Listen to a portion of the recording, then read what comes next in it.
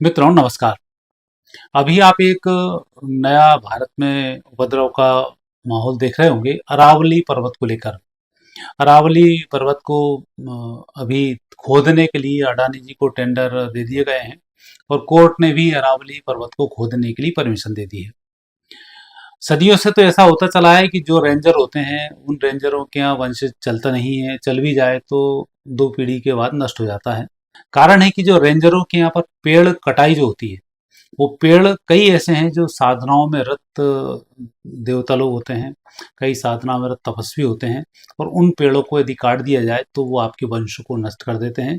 इसलिए आपने देखा होगा कि रेंजरों के यदि आप देखोगे तो बहुत दुर्गति आपको मिलेगी, वंश बंद हो जाता है, होता भी है तो कई प्रकार की बीमारियों से वो ग्रसित हो जाता है। ऐसा ही होता है जब हम किसी भी बड़े स्थान पर जाते हैं, पवित्र स्थान पर जाते हैं, धार्मिक स्थान पर जाते हैं, कहीं भी मलमूत्र का हम त्याग करते हैं और पुण्य करने जाते हैं, यात्रा करने जाते हैं और पाप लेकर वहां से चले आते हैं।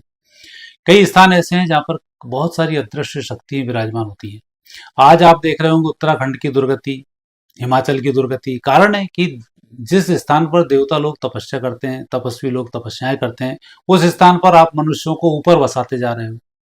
जबकि मनुष्यों के रहने का जो स्थान है वो तराई क्षेत्र होता है जहाँ पर मनुष्यों को रहना चाहिए। लेकिन आपने उत्तराखंड में देखा, पहाड़ी के ऊपर पहाड़ी और उसके ऊपर होटल और उसके ऊपर होटल, और होटल में यदि आप खोलोगे तो क्या करोगे? व्यभिचार करोगे, दारू पियोगे। तो इन सब शराबों का करना, नाना प्रकार के व्यसनों को वहां पर करना, नाना प्रकार के पाप करना उन पवित्र स्थानों पर, जिनको कि हमारे यहाँ एक अलग ही दर्जा दिया। हरिद्वार के ऊपर जैसे ही आप चले जाओगे तो पूरी क्षेत्र देवभूमि हो जाती है। और देवभूमि वाले क्षेत्र में आपने होटलों को देना, शराबों को देना, ठेके वहां पर देना, नाना प्रकार की वृत्तियों को अपनाना, तो ये संकेत है कि आप पाप कर रहे हो और आप नष्ट हो रहे हो। और इसलिए ऐसे लोग जब वहां जाकर शराब पीते हैं और नाना प्रकार के दुष्कर्म को करते हैं तो आने के बाद पाप चढ़ते हैं और उनको भुगतना वो शुरू कर देते हैं। फिर कहते हैं कि गए तीर्थ यात्रा करने थे और आने के बाद हमारे साथ ऐसा अनिष्ट हो गया, तो उस पाप को हम नहीं देख पाते हैं। तो ऐसे बहुत सारे हमारे उदाहरण हैं।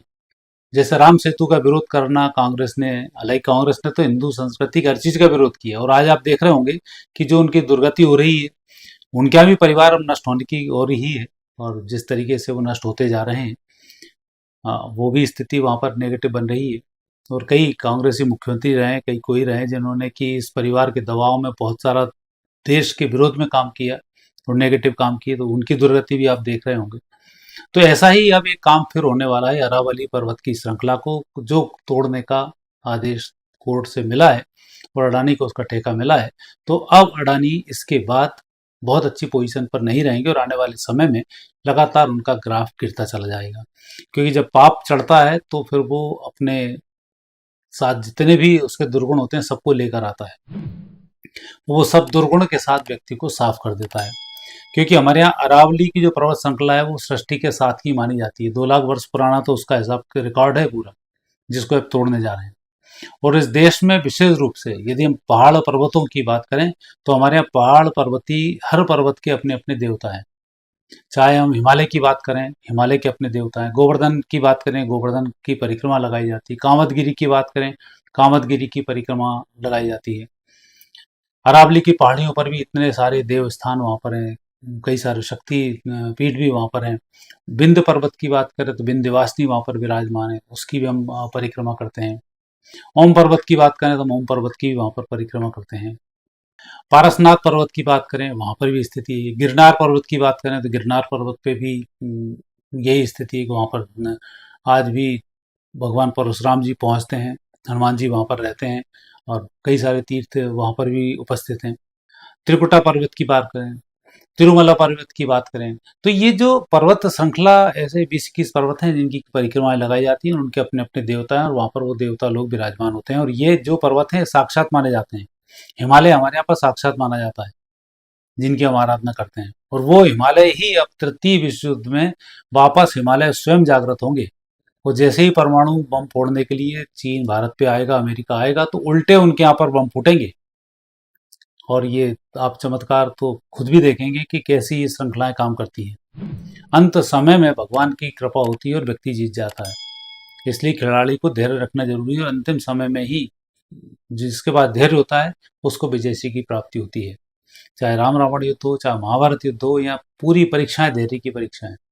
तो सेम स्थिति यहाँ पर ये होने वाली है कि जो पर्वत श्रृंखलाएं हमारे यहाँ पर हैं, ये पर्वत श्रृंखलाएं जागृत होकर यहाँ के जितने भी शिष्य और उनके सन्यासी उन सबको ये जागृत करेंगी, और आने वाले तृतीय विश्व युद्ध में वो सब सहभागी होंगे भगवान कल्कि के।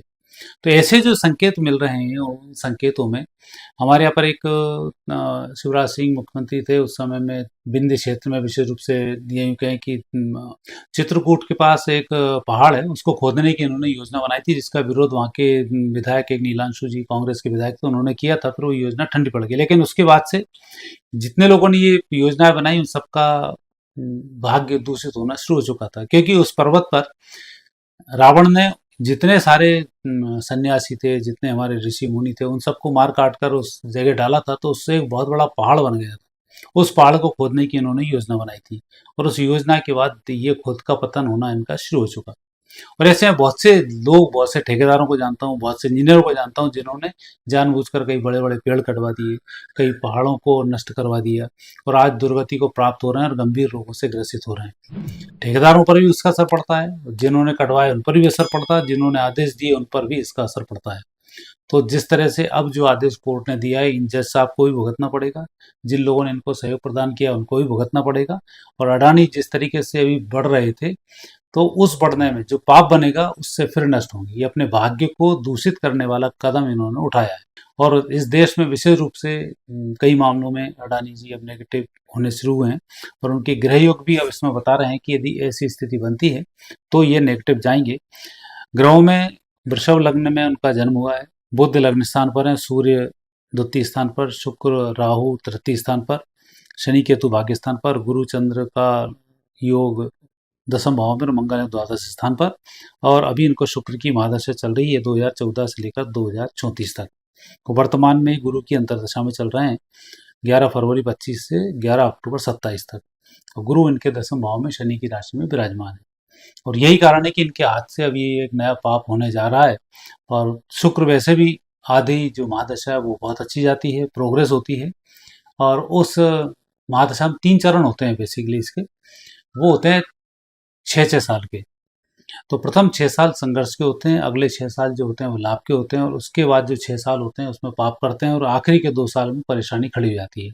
तो अब इनके 12 साल तो इनके पूरे हो चुके हैं, 26 में पूरे हो जाएंगे दिसंबर में। अब इसके बाद जो इनका नेगेटिव आना शुरू होगा, और जिसमें अरावली पर्वत पर जब जैसे ही ये खुदाई वुदाई करना शुरू करेंगे तो इनके नेगेटिव योग बनना शुरू हो जाएंगे। तो ऐसे अब संकेत हैं कि ये जो पर्वत है, ये पर्वत की खुदाई अडानी डी के लिए भारी पड़ने वाली है। जबकि इनके ग्रह योग ऐसे थे कि जॉर्ज सोरोस इनसे टकराया और जॉर्ज सोरोस को निपटना पड़ा। इनके खिलाफ जितने भी नैरेटिव चलाए गए उन सब में उनको मात खानी पड़ी। और अब स्थिति ये बनती है कि इनके खुद के ग्रह खुद ही के हाथ से अब नेगेटिव होने की ओर बढ़ रहे हैं। तो संकेत कुल मिलाकर ये बनते हैं कि जब जब भारत के इन पर्वतों पर, इन बड़े बड़े वृक्षों पर, इन खाइयों पर, इन चोटियों पर, इन भगवान के 24 स्थानों पर, 52 शक्तिपीठों पर, 12 ज्योतिर्लिंग पर जब जब भी कोई उत्पात मचता है या कोई शासन की तरफ से नेगेटिव स्थिति बनती है, तो फिर वो सभी लोगों को भुगतना पड़ता है।